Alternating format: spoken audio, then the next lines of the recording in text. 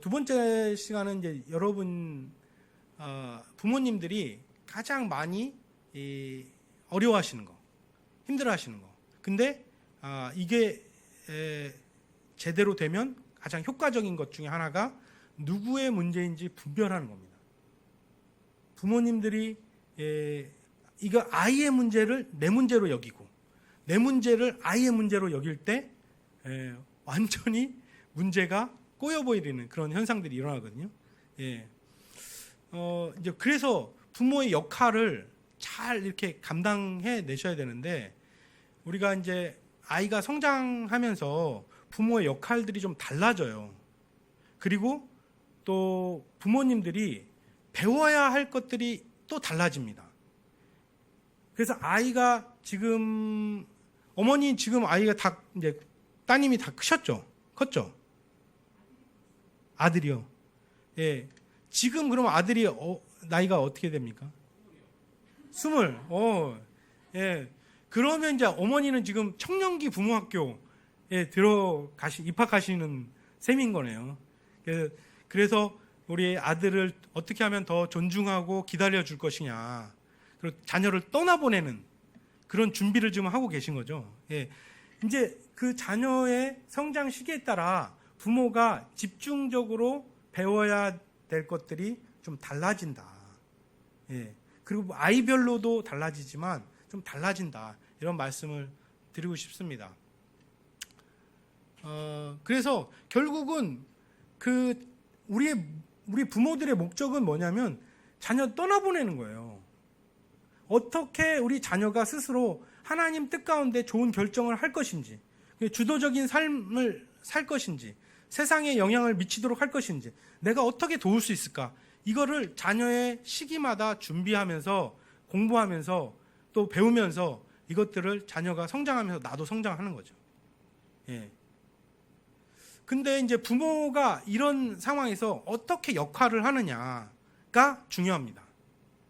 그러니까 쉽게 말하면 아이를 풀어줄 거냐, 아이를 주도적으로 내가 이렇게 매니저처럼 관리할 거냐, 놓고 항상 우리 한국 부모들이 고민을 하게 돼 있습니다. 우리 사모님은 어느 쪽이세요? 방임 쪽이세요? 관리 쪽이세요? 방임형이요? 예. 방임형? 그러면 우리 목사님은 어느 쪽이세요?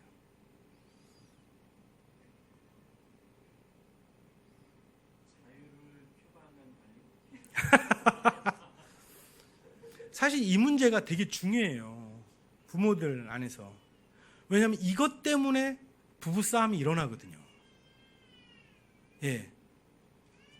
그러니까 자녀를 어떻게 할 것이냐에 따라서 이게 자율로 풀어줄 거냐, 또 관리할 거냐, 이게 각자의 삶의 패턴이나 그 사고에 따라 이게 달라져요. 그리고 한국 부모들은 엄마가 관리형이에요. 아빠는 방임형. 이것 때문에 싸워요. 그러니까 책임을 정확하게 서로 분담하는, 우리가 대화를 통해서, 그리고 자기의 역량에 따라서 이걸 이렇게 분담해야 되는데, 부부끼리 이걸 분담하지 못하고 한쪽이 책임을 떠맡습니다. 내가 맡을 거야. 그래서 관리를 하게 되면 한쪽은 책임을 내려놓게 돼요. 이게 책임의 불균형, 한쪽은 과다, 한쪽은 회피가 일어납니다. 또 이게 자녀하고 부모도 그렇습니다. 부모가 뛰어들면 자녀는 어떻게 되죠? 자녀는 뒤로 물러나죠. 팔짱을 끼죠. 예, 그래서 이게 정말 한쪽이 책임을 떠맡게 되면 한쪽은 책임을 회피하는 그 현상이 부모와 자녀 간에, 부부 간에 이 현상이 일어납니다. 예. 그래서 부모가 얼마나 개입하느냐에 따라서 아이의 자기 조절 능력이 생깁니다. 그러니까 부모가 과잉으로 개입하기 시작하면 오히려 아이들은 말없이 뒤로 물러나서 자기 자율성이 떨어집니다. 왜? 엄마가 다 해주니까. 아빠가 다 해주니까. 부모가 다 해주니까 자율성이 떨어져요. 또 너무 부모가 뒤로 물러나 있으면 애가 너무 주도적이 돼서 자기 멋대로 해요. 이 균형을 어떻게 맞출 것이냐가 부모의 역할이에요. 이 아이의 발달 상황에 따라 부모의 개입 정도를 어떻게 맞출 것이냐가 정말 고민이 됩니다. 아주 단순한 것 같지만 이 문제가 부모의 역할, 얼마나 부모가 개입하고 부모가 얼마나 물러날 것이냐. 근데 이걸 결정하는 건 정말 지혜가 필요합니다. 아이들이 어릴수록 부모가 많이 해주죠. 많이 해주고 또 한국 같은 경우는 우리 사람은 다른 그러니까 포유류에 비해서 이 부모에 대해 의존하는 기간이 아주 길어요. 그래서 이 부모의 책임 정도가, 개입 정도가 아이의 조절 능력을 결정합니다. 근데 이제 이게 왜 중요하냐면, 누구의 문제인지 이제 분별하는 게 왜 중요하냐면, 잘못해서 부모 문제를 아이의 문제로 착각해요. 아이 문제를 부모 문제로 착각해요. 그러니까 내 문제를 아이에게 떠넘길 수 있고 아이 문제를 내가 떠맡을 수 있어요. 그래서 누구의 문제인지 분별하는 건 매우 중요한 문제다. 우리 요섭이가 그랬어요. 아빠 일은 아빠가 해야지. 냉정하죠. 근데 이게 맞는 거예요. 아빠 일은, 저도 처음에는 우리 아이가 아이에게 뭔가를 시켰는데 아이가 그러는 거예요. 아빠 일은 아빠가 해야지. 왜 나한테 떠넘기세요? 이런 거예요. 처음에는 기분이 나쁘죠. 근데 이게 맞다. 왜? 내 일은 아이에게, 독립적인 인격체인 우리 아이에게 부탁을 하는 거죠. 요청을 하는 거죠. 이제 우리가 이 성경에서 이 말씀은 이제 예수님이 이제 많은 경우에 정확하게 말씀을 하세요. 누구의 문제냐? 그러니까 마르다가 이제 예수님을 이제 집으로 초청을 했어요. 그래서 이제 음식을 준비하고 이렇게 하는 가운데 마리아가 준비하는 일이 많아서 마음이 이제 분주한 거예요. 그러니까 이제 근데 동생은 저 앞에서 예수님 발 앞에 이렇게 앉아 있어요. 그러니까 이제 언니가 예수님께 얘기하는 거죠. 아니, 예수님, 내 동생한테 한 말씀 해주세요. 좀 너는 언니 도와야 되는 거 아니야? 이렇게. 그러니까 예수님이 아주 다른 얘기를 하십니다. 그러니까 이 문제에 대해서 이제 많은 경우 우리가 이제 묵상할 때 조금 다른 방향으로 나가는 게 뭐냐면, 마리아처럼 항상 예수님 앞에 있어야 되는구나, 이렇게 해석을 하거든요. 근데 그거보다는 잘 이걸 읽어보면, 이제 묵상을 해보면 어떤 것이 나오냐면, 사실 네 문제는 네가 해결해야 돼. 그걸 동생은 지금 잘하고 있어. 동생은 잘하고 있으니까 네 문제는 네가 해결해야 돼. 이렇게 말씀하시는 거예요. 마르다의 문제는 뭘까요? 마르다의 문제는 내가 불만 갖는 거예요. 동생이 나를 돕지 않는 거에 대한 내 불만을 갖는 거예요. 이거는 누구 문제입니까? 마리아의 문제입니까? 마르다의 문제입니까?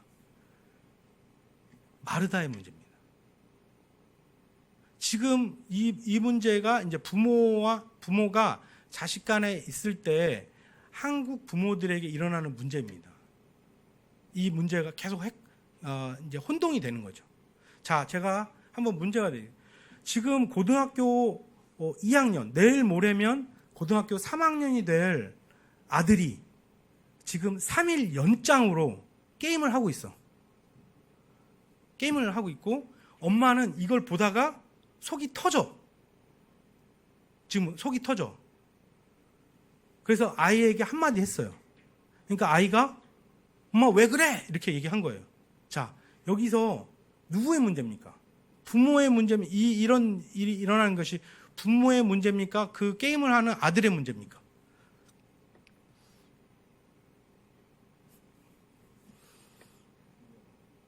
왜 부모의 문제라고 생각하세요? 음.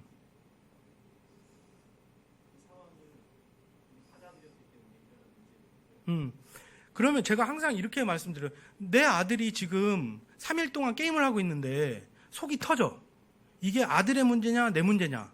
이거를 분별하는 가장 쉬운 방법은 이런 거예요.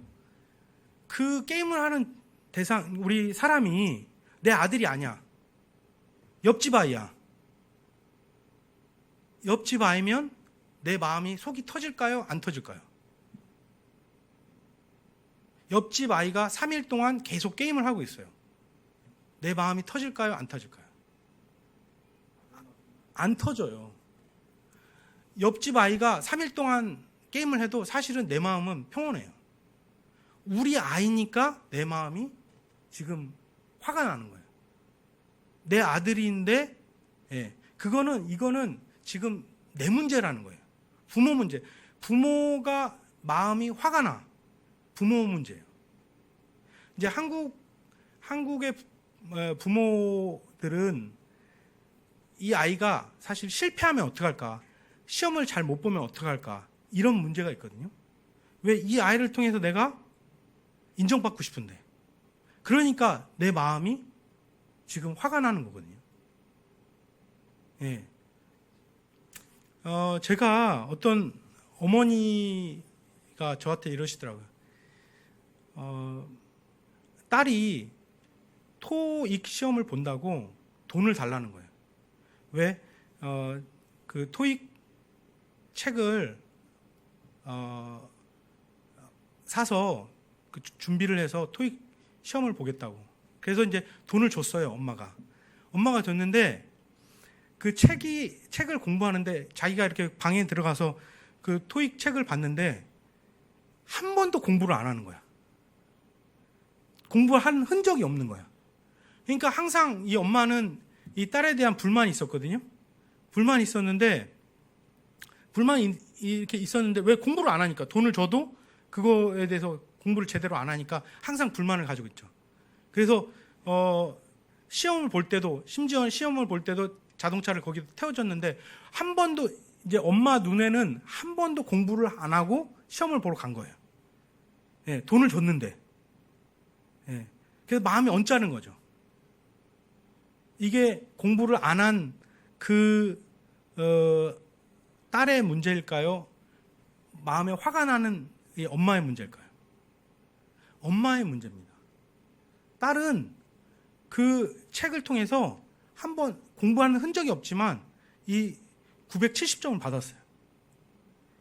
예. 근데 엄마의 마음은 얘가 그 공부 안 하는 그 모습만 보이는 거예요. 내 문제인 거예요, 내 문제. 예, 저 같은 경우는 아들이 학교에 가지 않겠다라고 얘기하는 거예요. 저희 아들은 이제 우리 기독학교를 지금 7학년인데 1학년 때부터 5학년 때까지 매년 매 학기 학교 안 간다고 그렇게 울고 심지어 2주 동안 학교를 안 간 적도 있고 3주 동안 학교를 안 간 적도 있거든요. 이렇게 할 때마다 제가 화를 많이 냈습니다. 누구의 문제일까요? 학교를 안 가겠다고 하는 우리 아들의 문제일까요? 화를 내는 아빠의 문제일까요?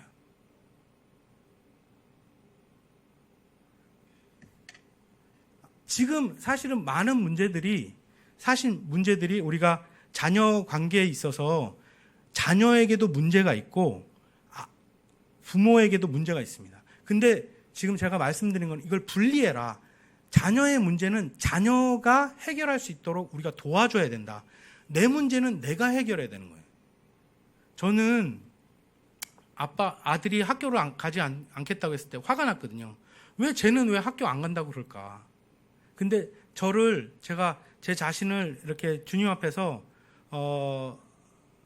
제 자신을 돌아보니까 제 안에 어떤 문제가 있냐면 내가 부모 학교 강사인데, 내가 부모 학교 책임자인데 우리 아이가 학교 안 가면 사람들이 나를 뭐라고 할까? 이것부터 먼저 생각이 되더라고요. 부끄러움이 먼저 드는 거죠. 사실은 내 안에 있는 내가 이 아이를 통해 인정받고 싶은 마음, 또 이 아이가 잘못되면 어떻게 하지 하는 그 두려운 마음이 내 안에 이렇게 있는 거예요. 그러니까 화를 내는 거는 내 문제인 겁니다. 예, 부모 자신의 문제와 자녀의 문제를 분리하는 것, 이 문제가 분리가 돼야지 자녀가 부모를 떠나 하나님을 의지하는 그 삶으로 준비될 수 있습니다. 이 문제를 자꾸 이제 조금씩 더 들어가 보면 아이가 가진 문제가 있어요. 아이가 가진 문제는 뭐냐면, 예를 들면 친구가 자기를 싫다고 그래요. 또 예를 들면 숙제가 너무 많다고 해요. 이게 누구 문제일까요? 이거는 아이가 가진 문제라는 거예요. 아이가 선생님이 싫다고 해요. 이거는 아이가 가진 문제예요. 근데 부모가 가진 문제가 또 있어요. 그러니까 부모는 아이가 음악을 너무 크게 틀어놔. 그게 못마땅한 거지. 그래서 이렇게 부모가 이렇게 다른 사람들하고 같이 얘기할 수 있어. 이게 자꾸 마음에 걸려. 이건 누구 문제냐? 부모의 문제라는 거예요. 그래서 이 아이의 문제는 아이가 해결할 수 있게 하고, 부모의 문제는 부모가 아이에게 그 자기의 감정이라든지 이 마음을 표현하는 문제가 필요하다라는 겁니다. 이제 이거를 이제 행동의 창이라고 그러는데, 아이가 할 수 있는 모든 행동들이 있죠. 근데 이 중에서 부모가 수용해 줄 수 있는 행동이 있고 수용할 수 없는 행동들이 있습니다. 이렇게 수용할 수 있는 행동이 있고 수용할 수 없는 행동. 또 이제 어떤 부모는 너그러운 부모예요. 너그러운 부모는 우리 사모님 같이 수용할 수 없는 행동보다는 수용할 수 있는 행동이 더 크죠. 왜냐하면 이렇게 더 자유롭게 풀어놓는다면. 또 상대적으로 너그럽지 않은 부모는 이제 수용할 수 없는 행동이 더 많은 거고, 이렇게 나누는 겁니다. 또 우리가 앞서 배운 것처럼 부모가 상황이나 감정에 따라 수용해 줄 수 있는 범위가 달라요. 이게 어떤 거는 내가 지금 상태가 좋을 때는 수용해 줄 수 있고, 상태가 안 좋을 때는 수용해 줄 수 없는 그런 행동들이 나타나는 거죠. 또 아이에 따라 또 이 부모의 수용의 범위가 달라집니다. 근데 저희 집 같은 경우는 첫째 아이에 대해서는 수용을 좀 덜 해주는 거예요. 둘째는 많이 봐주고, 실수를 해도 더 봐주고. 그러니까 아이마다 부모가 아이에 대해서 이렇게 수용하는 범위나 정도가 다른 거죠. 그래서 이거는 항상 부모가 일관되게 이걸 해줄 수가 없다. 아이를 대할 수 없다. 왜? 사람이기 때문에. 그리고 부모가 아버지도 그렇고 어머니도 그렇고 이거를 서로 수용해주는 범위가 다르다. 그래서 수용할 수 있는 행동과 수용할 수 없는 행동들을 명확하게 이렇게 우리가 구분하는데, 수용할 수 없는 것들이 있다는 거. 그거는 우리가 부모가 해결해야 되는 문제입니다. 네, 저 같은 경우도 아이가 학교를 안 가겠다고 화를 내. 학교를 안 가겠다고 그렇게 할 때 내가 화가 나는 거. 이건 나의 문제라는 거죠. 학교에 가기 싫다고 하는 건 아이의 문제고, 이걸 명확하게 구분해야 되는 거고요. 그 아이가 가진 문제에 대해서는 우리가 숙제가 너무 어렵다. 그러면 아이를 도와줄 수 있겠죠. 어떻게 도와줄 수 있을까? 또 아이가 하는 행동이 마음에 안 들어. 내 마음에 안 들어. 그럼 이건 내 문제이기 때문에 내가 어떻게 내 자신을 다룰 것인지 이걸 좀 돌아봐야 됩니다. 그 아이 행동이 부모에게 어떤 식으로 영향을 미치는가. 그래서 아이가 원하는 것이 이루어지지 않거나 아이가 힘들어하는 것은 속상해하는 문제, 이건 아이의 문제다. 그러면 이때 하는 대처 방법과 내가 부모가 마음이 어렵거나 받아들일 수 없는 행동을 하거나 부모가 마음에 상처를 받을 때 행동하고는 완전히 다르다. 그래서 아이의 문제와 부모의 문제를 분리해라. 예. 그래야지 이것들을 해결할 수 있다. 우리가 이제 아이가 가진 문제는 잘 들어줘야 돼요, 부모가. 수용해주고, 아이가 왜 저럴까? 저걸 왜 힘들어하지? 그러면 그걸 수용해주고, 들어주고, 경청해주고, 인정해주고, 또 부모가 도와줄 수 있는 부분 도와주고. 그런데 부모 자신이 해결해야 될 문제들이 있어요. 예, 부모 자신이 해결해야 될 문제는 부모가 자기의 감정과 생각을 아이에게 전달을 해줘야 됩니다. 정확하게 전달하고 부모 자신의 그 마음을 표현해줘야 돼요. 예, 이제 이 문제는 부모가 마음이 어려워요. 왜? 내가 내면에 어떤 문제를 가지고 있기 때문에.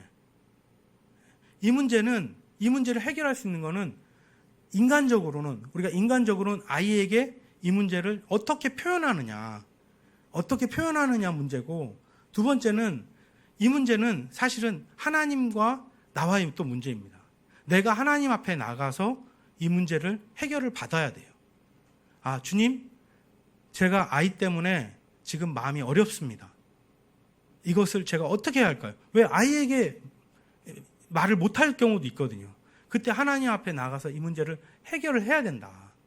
또 아이의 문제는 아이들은 미숙하거든요.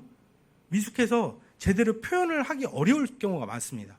자기의 감정과 자기의 욕구와 또 자기의 상황을 정확하게 표현하지 못하기 때문에 이건 부모가 정확하게 기다려주고 들어주고 공감해주고 하는 수밖에 없습니다. 그래서 이걸 누구의 문제냐, 이걸 아이의 문제냐, 내 문제냐, 이걸 좀 분별하자. 이것들이 내 아이도 상하지 않고 또 부모도 상하지 않는 그런 길로 나가는 길입니다. 지금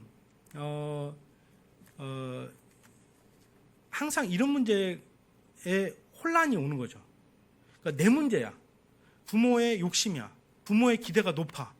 근데 이걸 자꾸 나의 기대를 아이에게 투영시켜서 하려다 보니까 아이가 힘들어지게 되는 거죠. 또 저는 이제 우리 이제 부모 학교를 하고 그 기독 학교에서 많은 경우 상황들이 발생하는데 아이들끼리 싸워요. 예, 아이들끼리 싸워서 아이가 이제 집에 와서 엄마에게 이제 상황을 얘기합니다. 이렇게. 그러면 아이들은 되게 단편적인 얘기를 하는 거예요. 자기가 기억하거나 자기가 유리한 그런 얘기를 엄마에게 하죠. 그럼 엄마가 그 얘기를 듣고 이제 우리 아이에게 이렇게 했단 말이야? 라고 이제 학교에 달려가고 또 이 상대방 아이도 똑같이 얘기하니까 엄마가 달려가고 나중에는 엄마들 싸움이 돼요. 사실 아이들 문제인데 이게 엄마의 문제가 돼버리는 겁니다. 이런 것들을 많이 이제 봤습니다. 그래서 문제를 분리해라. 이것이 누구의 문제냐? 아이의 문제냐? 내 문제냐?